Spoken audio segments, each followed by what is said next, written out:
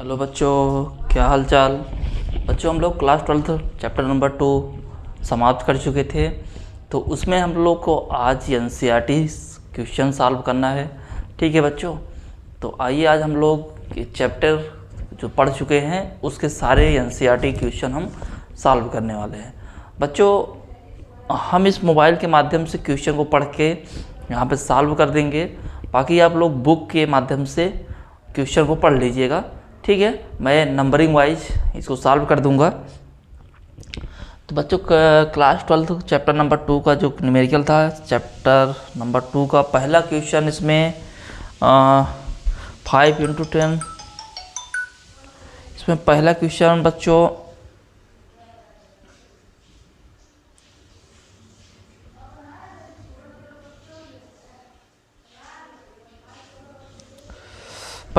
हम लोगों ने बीच क्लास में हम इसको सॉल्व किए थे। बच्चों, आप लोग लेक्चर नंबर 3, 4 या 5 किसी लेक्चर में हमने इसको क्वेश्चन को सॉल्व किया है। आप लोग उसमें लेक्चर नंबर पर जाकर देख लीजिएगा।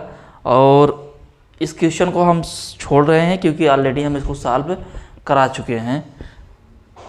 क्वेश्चन नंबर 2 भी हम सॉल्व कर दिए हैं उसी चैप्टर में, उसी लेक्चर में। ठीक है, क्वेश्चन नंबर 1 और क्वेश्चन नंबर 2 हमने बीच की क्लास में सॉल्व किया था। तो बच्चों वहाँ से आप लोग देख लीजिएगा। क्वेश्चन नंबर हम 3 सॉल्व करते हैं। तो क्वेश्चन नंबर 3 क्या है? 6 दूरी पर अवस्थित दो बिंदुओं ए एवं बी पर दो आवेश 2 माइक्रोकूलम तथा -2 रखे हैं। ठीक है, यहाँ पे Q1 और Q2 दिया है और इनके बीच दूरी है 6 सेंटीमीटर है बच्चों। तो इसमें हमें पूछा, हमें ज्ञात क्या करना है?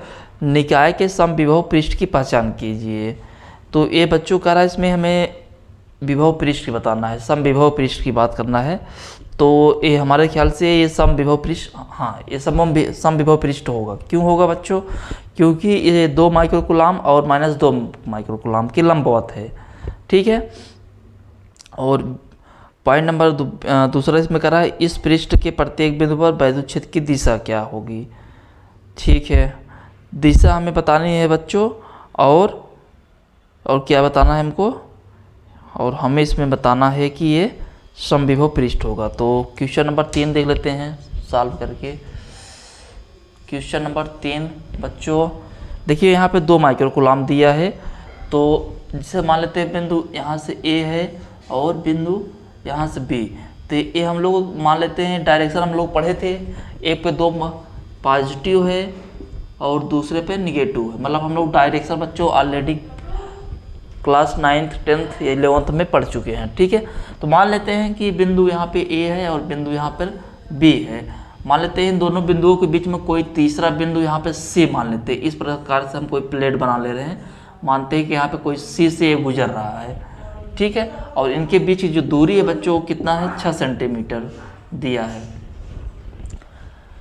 तो बच्चों ये इसको हम डायरेक्शन निकालेंगे तो एक पॉजिटिव एक निगेटिव। ठीक है, ये पॉजिटिव और ये निगेटिव हो रहा है, तो मतलब एक दूसरे क्या है बच्चों? लंबवत हैं।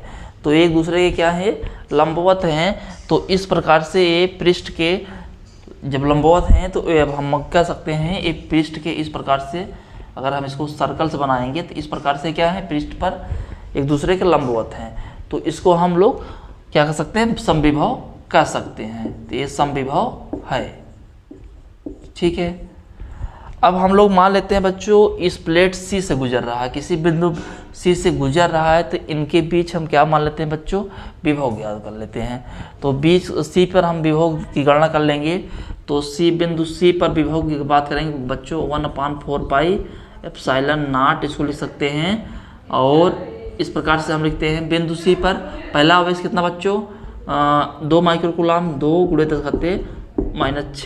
इनके बीच दूरी हाफ कर लेंगे बच्चों। ये पूरा डिस्टेंस 6 है, तो यहाँ से यहाँ तक 3 और यहाँ से यहाँ तक 3। इसको मीटर में कन्वर्ट करेंगे बच्चों तो 0.03 और प्लस यहाँ से C से B तक निकालें बच्चों तो 2, ये माइनस में है तो बच्चों ये क्या हो जाएगा? ये माइनस में हो जाएगा। -2 × 10⁻⁻⁶ 0.03। ये प्लस माइनस कैंसिल हो जाए तो बच्चों बिंदु सी पर जो विभव होगा बच्चों वो शून्य होगा। ठीक है, बिंदु सी पर अगर हम विभव का याद करेंगे तो विभव शून्य हो जाएगा, और ए एक दूसरे के लंबवत है इसलिए समविभव पृष्ठ है। और इसी में दूसरा पृष्ठ कर रहा है बच्चों, दूसरा बिंदु का दूसरा बात पूछा है, दूसरा कर रहा है बच्चों पृष्ठ के प्रत्येक बिंदु पर विद्युत क्षेत्र की दिशा ज्ञात करनी है। तो बच्चों जैसा कि हम लोग जानते हैं जो हमारा दिशा होता है वो पॉजिटिव से निगेटिव की तरफ जाता है, तो ये पॉजिटिव से निगेटिव की तरफ जा रहा है बच्चों, तो ये क्या है एक दूसरे के लंबवत हैं, तो इसकी दिशा ठीक है। ठीक है, तो हम इसको कह सकते हैं पॉजिटिव से निगेटिव है यहाँ, तो विद्युत क्षेत्र बिंदु ए से बिंदु की ओर कार्य करेगा। ठीक है, अब इसके आगे क्वेश्चन नंबर बिंदु मतलब इसमें जो दूसरा बात था बच्चों, तो इसमें जो दिशा है तो बिंदु ए से बी की ओर होगा, बिंदु ए से बी की ओर की दिशा होगा। ठीक है, पहला क्वेश्चन हमने पढ़ा समविभव बता, इसमें पहला पॉइंट था इसमें समविभव बताना था। इसी प्रकार हमने बिंदु सी पर विभव की गणना की तो उसमें बिंदु सी पर विभव 0 आ गया। और दूसरी बात हमें इसकी दिशा बतानी थी, तो इसकी जो दिशा होगी पॉजिटिव से निगेटिव की ओर होगी। ठीक है, धनात्मक से ऋणात्मक की ओर होगी इसकी दिशा। तो ठीक है, इसको आप समझ में आया हो क्वेश्चन बच्चों, क्वेश्चन नंबर 3। तो आगे हम क्वेश्चन नंबर इसको हम इरेज करते हैं और क्वेश्चन नंबर हम 4 की ओर चलते हैं। ठीक है, तो इसको हम इरेज कर लेते हैं, इसको नोट कर लीजिए बच्चों। अब क्वेश्चन नंबर हम लोग सॉल्व कर लेते हैं, क्वेश्चन नंबर 4 बच्चों। हम लोग क्वेश्चन नंबर 4 देख लेते हैं इसी प्रकार से। क्वेश्चन नंबर 4 क्या है,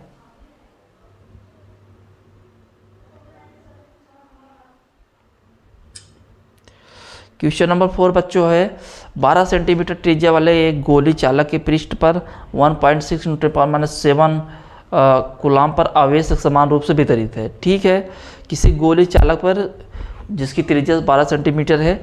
क्वेश्चन नंबर 4 में पहले हम लोग इस प्रकार से देख लेते हैं, इस प्रकार से कोई सा केंद्र से यहाँ से यहाँ तक मान लेते हैं 12 सेंटीमीटर की डिस्टेंस है, और इस पे 1.6 कूलाम × 10⁻⁷। ठीक है, इतना कूलाम इसके पृष्ठ पर प्रत्येक बिंदु पर वितरित है। तो हमें बताना है बच्चों पहला बात क्या बताना है इस पे, गोले के अंदर क्या बताना है, हमें विभव की बात करनी है। गोले के अंदर, गोले के ठीक बाहर, गोले के केंद्र पर अवस्थित किसी बिंदु पर विद्युत क्षेत्र की विद्युत क्षेत्र क्या होगा। तो बच्चों हम लोग जैसा कि क्लास में पढ़ा था, गोले के अंदर जो हमारा विभव होगा विद्युत क्षेत्र होगा वो क्या होगा बच्चों, शून्य होगा। यहाँ विद्युत क्षेत्र इन मतलब अंदर जो होगा बच्चों वो क्या होगा, शून्य होता है। ठीक है, किसी चालक गोले के अंदर जो विद्युत क्षेत्र होता है वो ऑलरेडी हमारा शून्य होता है। तो पॉइंट नंबर 1 में हम इसमें विभव विद्युत क्षेत्र शून्य होगा। दूसरा पॉइंट इसमें क्या कर रहा है, गोले के ठीक है, गोले के ठीक विद्युत क्षेत्र बताना है बच्चों। तो पहले हम इसको लिख सकते हैं आउटर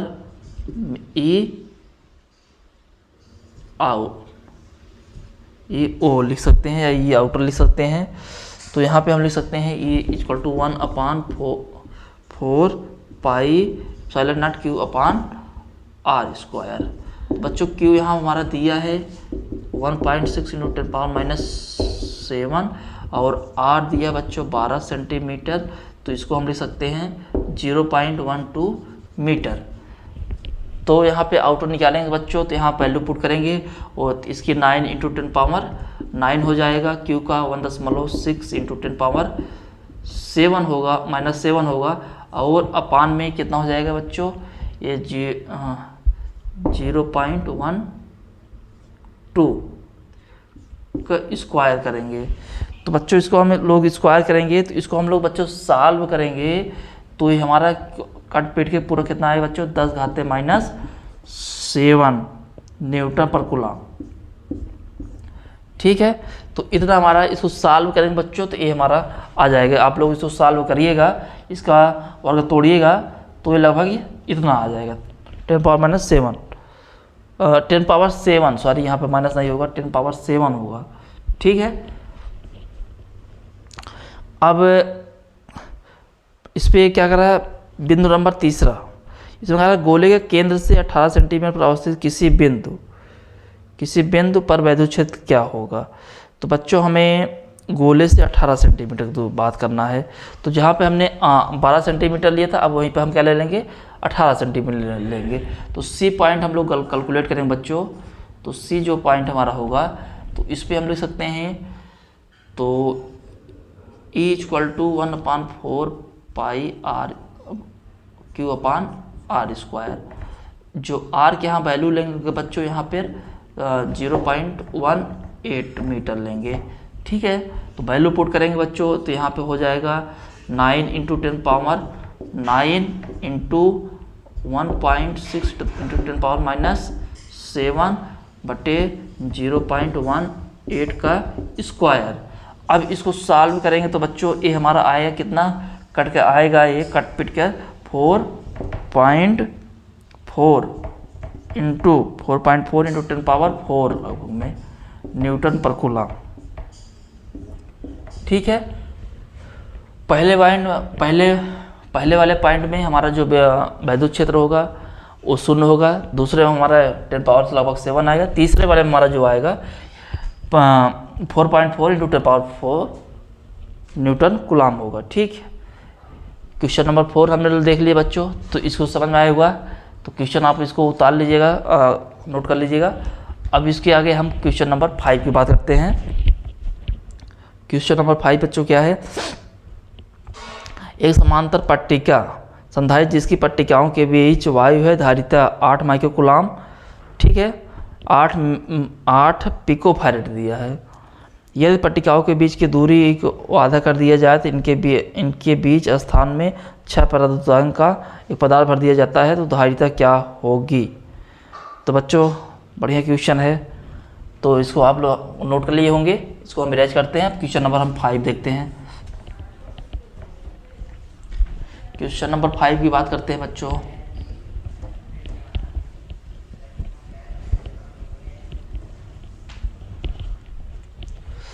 क्वेश्चन नंबर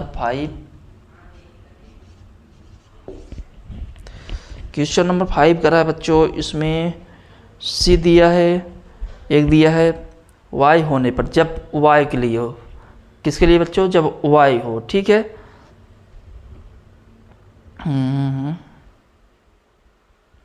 पहले हम यहाँ पे क्या करेंगे, पहले यहाँ पे y के लिए सॉल्व करेंगे। यहाँ पे हमारा जो बच्चों होगा C0 दिया है, कितना C0 दिया है 8 पिको फैरेड, मतलब 8 × 10⁻⁻12 फैरेड। ठीक है, अब y के लिए जो हमारा होगा, इसको हम लिख सकते हैं C0 = ε0A/d। इसको क्वेश्चन नंबर 1 मान कर लेंगे।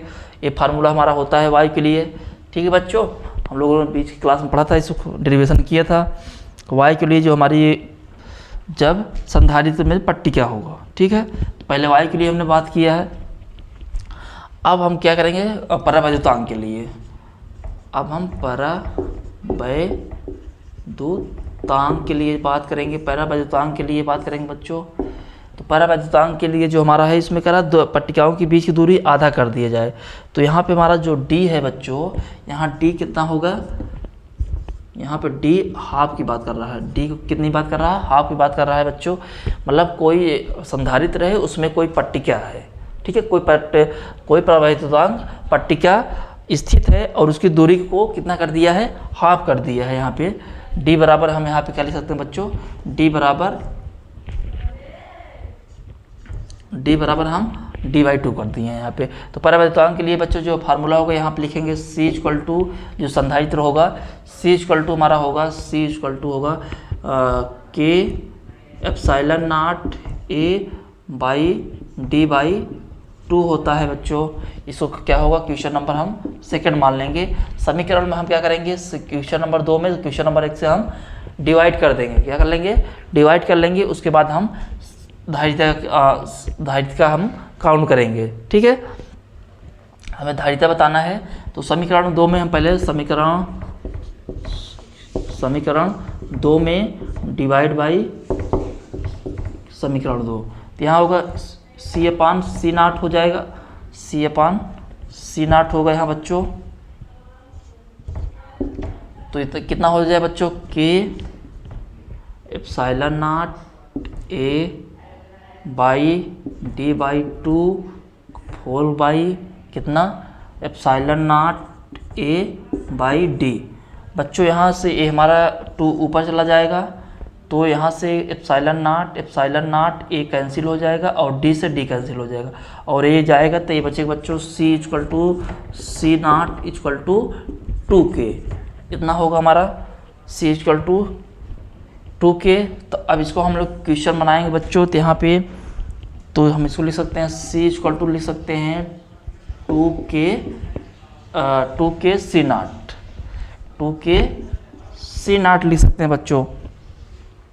ठीक है, अब यहाँ परावैद्युतांक कितना दिया, परावैद्युतांक यहाँ k की वैल्यू दिया है बच्चों, इसमें k की वैल्यू दिया है, यहाँ पे k बराबर दिया है कितना 6।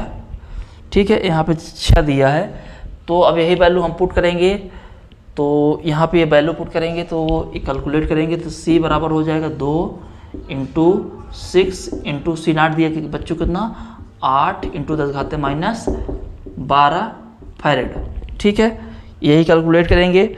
अब इसको सॉल्व करेंगे बच्चों, 6 दूनी 12, 12 अट्ठे 96, सी इक्वल टू 96 गुणे 10⁻12 फैरेड, या इसको लिख सकते हैं सी इक्वल टू 96 पिको फैरेड। ठीक है, यही हमारी धारिता आ जाएगी। ठीक है बच्चों, धारिता हमको काउंट करना है, तो पहले हम y के लिए फार्मूला सॉल्व किए हैं। ठीक है, पहले y के लिए निकाले हैं, फिर उसके बाद परावैद्युतांक की बात किया है। इसमें परावैद्युतांक को 6 रखा है और उसकी दूरी को हाफ कर दिया है। तो हमें हमें धारिता की बात कर रहा था निकालने के लिए। तो इस प्रकार से हमने पहले क्वेश्चन नंबर 1 को पहले y के लिए निकाला, पहले फिर परावैद्युतांक के लिए निकाला, फिर हमने क्वेश्चन नंबर 2 में क्वेश्चन नंबर 1 से डिवाइड करके इस प्रकार से हमने धारिता की गणना कर लिया है। ठीक है, तो क्वेश्चन नंबर 5 नोट समझ में आ गया हो तो आप लोग इसको नोट कर लीजिए। अब आगे बढ़ते हैं, क्वेश्चन नंबर 6 हम देख लेते हैं। तो बच्चों यहाँ पे क्वेश्चन नंबर 6 में कह रहा है 9 पिको फैरेड धारिता वाले 3 संधारित्र को श्रेणी क्रम में जोड़ा गया है, संयोजन की कुल धारिता क्या है। यदि पहला पॉइंट कह रहा है संयोजन की कुल धारिता हमको बताना है, किसमें है बच्चों, श्रेणी क्रम में है, 1/, करके लिख लेंगे। और यदि दूसरा पॉइंट इसमें बताना है, यदि संयोजन को 3 वोल्ट के सप्लाई से जोड़ दिया जाए तो प्रत्येक पर संधारित्र पर विभवांतर क्या होगा। ठीक है, तो हमें पॉइंट नंबर 1 पॉइंट नंबर 2 पहले बात करते हैं, तो इसको इरेज करते हैं बच्चों, इसको आप लोग नोट कर लीजिए। अब क्वेश्चन नंबर हम 6 की बात कर लेते हैं फटाफट।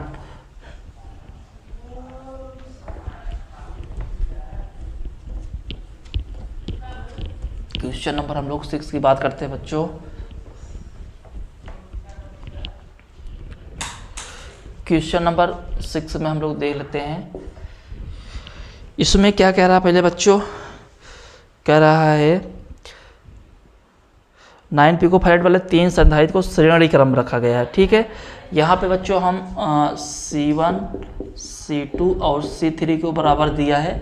ठीक है, C1 C2 और C3 कितना है 9 पिको फैरेड है। ठीक है, तो इसको श्रेणी क्रम में रखा गया है, तो इसको हम इस पर धारिता गणना करेंगे तो 1/CS equal to 1/C1 plus 1/C2 plus 1/C3 इस प्रकार से ज्ञात करेंगे। तो CS श्रेणी क्रम में है, तो इसको लिखेंगे 1/9 प्लस 1/9 प्लस 1/9। LCM ले लेंगे बच्चों, तो 9 अपान हो जाएगा 1 प्लस 1 प्लस 1 3 हो जाएगा। ठीक है, तो इसको कैलकुलेट करेंगे 3/9 हो जाएगा बच्चों। तो इसको अब हम उल्टा कर लेंगे, CS इक्वल टू 9/3, इसको डिवाइड करेंगे तो हो जाएगा 3 पिको फैरेड। ठीक है, जो हमारा C आ जाएगा, जो हमारा धारिता आ जाएगी वो आ जाएगी 3 पिको फैरेड। ठीक है, इस जब कब आएगा, जब श्रेणी क्रम में, पहला पॉइंट ये श्रेणी क्रम में था। ठीक है, ये श्रेणी क्रम के लिए था। अब इसी में कर रहा है, अब इसी श्रेणी क्रम में संयोजन को 120 वाल्ट का, ठीक है। अब इसको नोट कर लिए बच्चों, तो हम आगे इलाज कर रहे हैं इसको आप लोग नोट कर लीजिए। इसमें हम पॉइंट नंबर बी की बात करते हैं। अच्छा बात क्या किया है, अच्छा क्वेश्चन है। पॉइंट नंबर बी में क्वेश्चन नंबर 6 का ही, क्वेश्चन नंबर 6 का बी वाला कह रहा है बच्चों, इसमें यदि संयोजन को 120 वाल्ट, ठीक है बच्चों, यहाँ पे जो हमारा आवेश होगा Q, वो होगा CS, मतलब जो हमारा धारिता थी श्रेणी क्रम में उसके बराबर होगा, ठीक है, इसके बराबर होगा। और इसमें हम कर रहा है जो हमारा जो CS आया हुआ है, मतलब जो हमारा धारिता निकला हुआ है, उसमें हम 120 वाट का क्या कर रहे हैं, 120 वाट का सप्लाई जोड़ दे रहा है इसी में। तो इसमें हम लिख सकते हैं बच्चों, इसको हम कह सकते हैं, तो इसको 3 पिकोफैरेड है और इसी में 120 वोल्ट का सप्लाई दे रहा है, ठीक है। तो हमें इसमें विभवांतर बताना है। तो हमारा यहाँ पर Q जो हमारा होगा बच्चों, जो हमारा आवेश होगा, इसको हम इस प्रकार से लिख सकते हैं, आवेश बराबर लिख सकते हैं 3 पिकोफैरेड गुणे 120 वोल्ट, ठीक है। समझ में आ रहा है क्या कर रहा है, मतलब हमारा जो आवेश होगा वो श्रेणी क्रम में जो धारिता है उसके बराबर होगा, और जो उसी में जो हमारी धारिता है उसी में 120 वोल्ट का सप्लाई भी दे रहा है। तो हमारा जो कावेश होगा 3 गुणे 120 वोल्ट होगा। और इसमें हमें विभवांतर की बात की है, तो हमें विभवांतर निकालना है बच्चों। तो इसमें हमें विभवांतर निकालना है। तो उसके बाद अब इसमें तो हम लोग जानते हैं बच्चों, यहाँ पे लिख सकते हैं बच्चों, V1 बराबर V2 बराबर V3 हम लिख सकते हैं। V1 V2 V3 एक दूसरे के बराबर हैं। तो इसको हम लोग लिख सकते हैं बच्चों Q अपान C1 या Q अपान C1 या Q अपान C2 या Q अपान C3, इस प्रकार से हम इसको लिख सकते हैं, ठीक है। तो C1 C2 जो C3 है हमारा यहाँ पे कितना है, 9 पिकोफैरेड है बच्चों। C1 बराबर C2 बराबर C3 कितना है बच्चों, 9 पिकोफैरेड दिया है। तो अब हमें इसमें हम विभवांतर की बात करेंगे, तो हम विभवांतर इस प्रकार से लिख सकते हैं, V1 V2 V3 बराबर हैं। तो अब इसको हम लिख सकते हैं इस प्रकार से। तो Q कितना है बच्चों, 3 गुणे 120 वोल्ट बटे ए कितना है बच्चों, 9, ठीक है। 9 ये 3 त्रिका 9 बच्चों, 3 चौका 12, ये लगभग आ जाएगा। जो हमारा वोल्ट आएगा, जो विभवांतर आएगा बच्चों कितना आएगा, 40 वोल्ट। कितना विभवांतर होगा बच्चों, 40 वोल्ट होगा।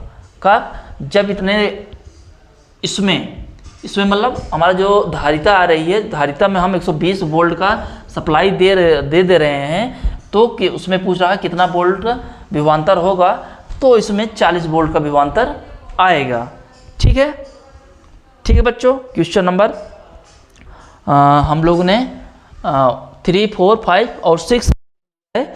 अब इस क्वेश्चन हम लोग क्वेश्चन नंबर 7 भी बहुत अच्छा है, काम का है। तो इस क्वेश्चन नंबर 7 को आप लोग को होमवर्क दे रहे हैं बच्चों। क्वेश्चन नंबर 7 आप लोग को हम आज होमवर्क दे रहे हैं और कल हम इसको सॉल्व कराएंगे, बहुत इजी, ठीक है। क्वेश्चन नंबर क्या करा है, 2 माइक्रोफैरेड 3 माइक्रोफैरेड और 4 माइक्रोफैरेड धारिता वाले 3 संधारित्र पश्चक्रम में जोड़े गए हैं। पश्चक्रम मतलब बच्चों ये हो जाएगा समांतर क्रम में, ठीक है। संयोजन की कुल धारिता क्या है, संयोजन की कुल धारिता निकालना है, C1 C2 C3, ठीक है। और इसी प्रकार से जिस प्रकार से हम इसमें विभवांतर सप्लाई किया था, इसी प्रकार से इसमें भी जो सप्लाई दे रहा है। तो बच्चों इस श्रेणी क्रम में था, वो समांतर क्रम में है। तो आप लोग को होमवर्क हम दे रहे हैं, क्वेश्चन नंबर 7 आप लोग घर पे ट्राई करिएगा, इसको सॉल्व करिएगा। बाकी क्वेश्चन हम कल 7 नंबर को सॉल्व कराएंगे। जो लोग कर लेते हैं उनके लिए अच्छी बात है, जो नहीं कर पाएंगे कल हम क्लास में सॉल्व कराएंगे। और अच्छा क्वेश्चन है, इजी है, छोटा है, इम्पॉर्टेंट है, ठीक है।